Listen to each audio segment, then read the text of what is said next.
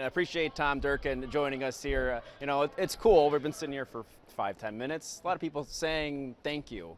What's that mean to you, even after kind of being out of the game for so long, to see that appreciation? Yeah, it's great. I haven't called a race here at Saratoga in 10 years, and all day long I've been here. People coming up, having nicest things to say, and horse racing fans are great. And I had a great job here calling this product for a long time. It was great. For all the years you did this, did you ever think this would happen, Belmont in Saratoga? No, that was an impossibility. Really? The only way that was going to happen is if Belmont Park was torn down. Right, which isn't happening. They're building it back up. That's what happened. So for the next 2 years, we'll be here. Did it surprise you at all to hear that was going to come? Yeah. No. Aqueduct's not. They put a casino in there, and it's really not suitable for an event like this. But it wouldn't draw the kind of people that this is drawing. This is a boon to the local and regional economy, and it's great to have a great race like the Belmont at this mecca of horse racing. It's interesting the difference in the venues, because the Belmont Park doesn't have behind the camera or the picnic tables and sort of that feel. For you, what do you expect there? Respect from in this terms of the atmosphere here it's compared just to the going to be Belmont it's going to be the Travers on steroids. Yeah, that's a good way to put it. Yeah, that's what it's going to be. Yeah, when you the difference between calling a race at Belmont Park compared to Saratoga, is there a difference? There's a nuance. Oh yeah. Saratoga is very difficult to call the races. First of all, the booth is an afterthought. That was they were racing here for 80 years before there was anything such as a track announcer. So there was this kind of wedged into this little cubby hole above the track, and not high above the track. The higher up you are, the easier it is to call, because when horses get next to each other, if you're down low, you can't see the horse on the outside. Right. That's a problem. These trees are a problem. The columns that hold up the building are a problem, because I got to dance over this way, and then I got to dance over back that way. So the booth itself at Saratoga is probably the worst in the world, but I would rather be nowhere else. Right.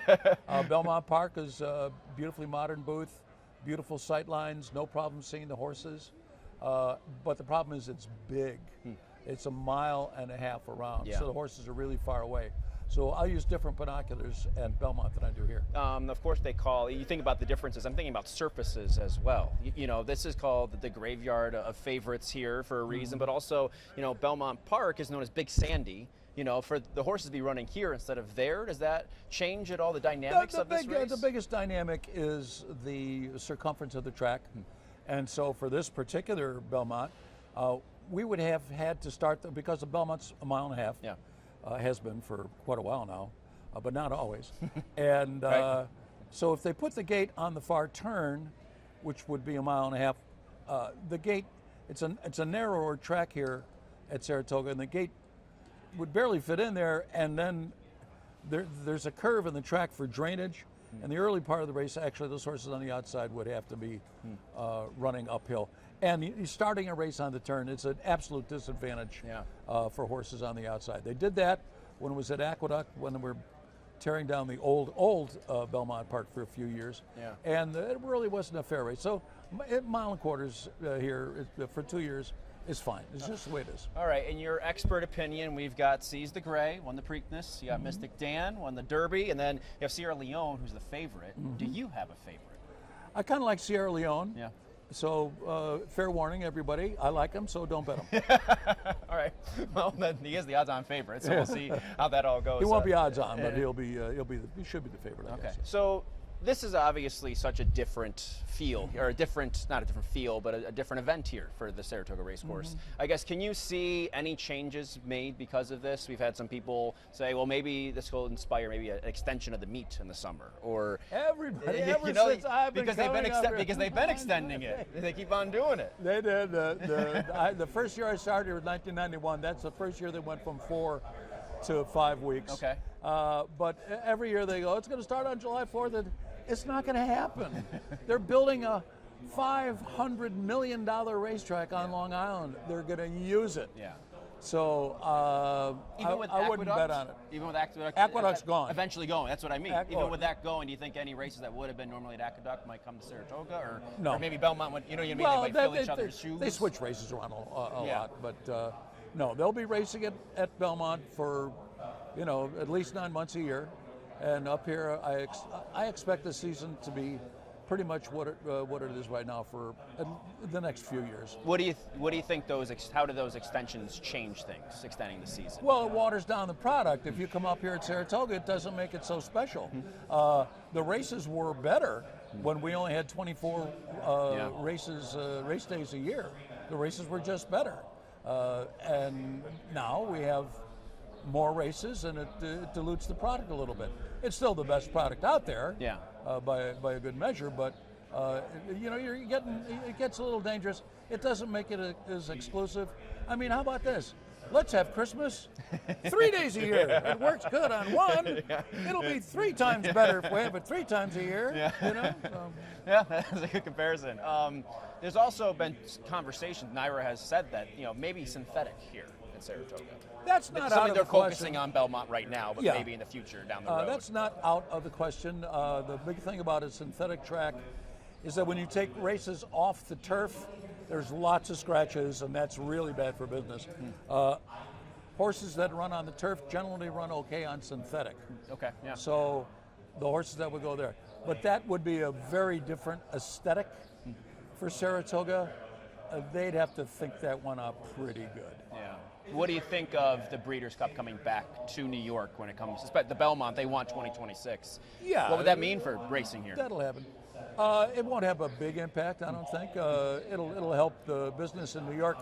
A lot of horses that would be aiming for the Breeders' Cup might be stabled up here or at Belmont Park, but I don't think it's going to massively change things. No. What do you think will change in horse? I guess first let's start. What has changed since you first got into this business from then to now? Betting on the phone. Really? Well, yeah. I mean, when I first started, there was no OTB way back when I started. If you wanted to make a legal bet, you had to come to the track. Now you don't have to come to the track. That's why at Belmont Park, I mean, it's a hassle. And Aqueduct as well. If you live down in New York City, just getting out to the track, and when you can stay at home and put your feet up and bet right there, instead of getting in traffic, getting on a train, and blah blah blah blah blah. Yeah. So that's the biggest difference. That the point of purchase is completely different. What about now in the future? What do you think should change? I think what I think should change is they should breed more durable horses. The horses that they're breeding now don't run as frequently as they used to because we breed for speed and not for durability. So years ago, a horse might run 15 times a year. Yeah. Now they might run 5 or 6. Well, what does that mean? That they don't run every week, they don't run every 2 weeks, they run every 3 or 4 weeks, and that makes the fields shorter. A 5-horse field is no great shakes to bet on. A 10-horse field, okay, you can make a play. So to do that, you have to have more durable horses. And how is that going to be done? I think we're too far down the road. Yeah. I really do. Well, sometimes they blame the surfaces. Sometimes they blame the training. Well, but they never blame the horses and the people that breed those horses. Yeah. They just don't run as often as they used to, and that tells me that they're not as sound as they used to be. And if they're not as sound as they used to be, then perhaps that is why there are injuries like there are. What got you into this? Oh, that's a good question. Very early on, I gave up the idea of being a jockey. I don't know why. But you had the idea at one point. Hey, that would be fun. But that went out the door. And but I was a theater major in college. I like public speaking. I like drama. Horse racing is dramatic, and I always viewed each of the races as their tiny little dramas, you know. And I enjoy language. I'm Irish. We enjoy horses, and we enjoy language, and a few other things. And so, genetically disposed to it. I was the youngest kid in my family, so you were always looking for a little attention, so I didn't mind, getting up in front of a crowd. And you know, everything kind of fell into line. Like I said, I like being Irish. I like the language, and I love the horses. You were on with Julia this morning, and I found your conversation interesting because you said, yes, it was work, you know, like No, it's we're work, doing yeah. work, but you're here today. You're probably here tomorrow. Why do you still love it so much, though, at the end of the day? Because sometimes people will go into a business and they'll work and they're like, oh, I just can't do this anymore. But you still love this. Yeah, I was a fan before I was an announcer, and I was a fan while I was an announcer, Yeah. and I'm a fan after I was an announcer. So, still a fan, love the sport. I don't bet quite as much as I used to, and actually, frankly, I don't follow it as much as I used to because I had to. That was my job, and I was on top of every little thing. Yeah. I confuse that with work now a little bit too much. So I'm much more laid back and just enjoy things a little bit more. Yeah. Well, Tom Durkin, we really appreciate your time. All right, Thank Tom, you. I appreciate it. Thank you. Happy Belmont Week. Happy Belmont, everybody.